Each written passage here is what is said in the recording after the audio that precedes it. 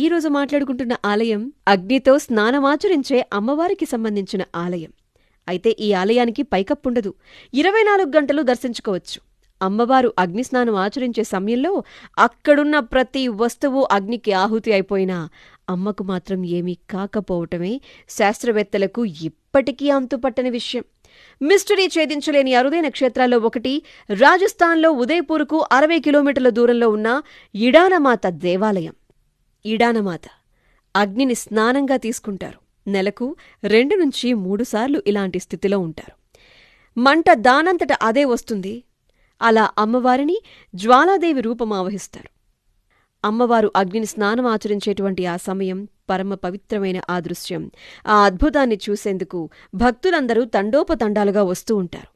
అయితే ఎలా వస్తుందో తెలియని ఆ మంటల్ని చూసిన వారికి సకల పాపాలు పోయి అదృష్టంతో పాటు పుణ్యం చేకూరుతుందట.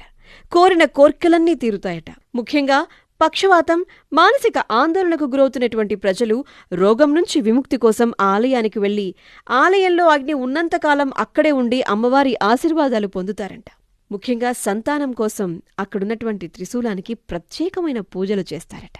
ఆరావళి పర్వతాల్లో కొలువుతీరిన ఇడాన అమ్మవారి ఆశీస్సులు మనపై కూడా ఉండాలని కోరుకుందాం.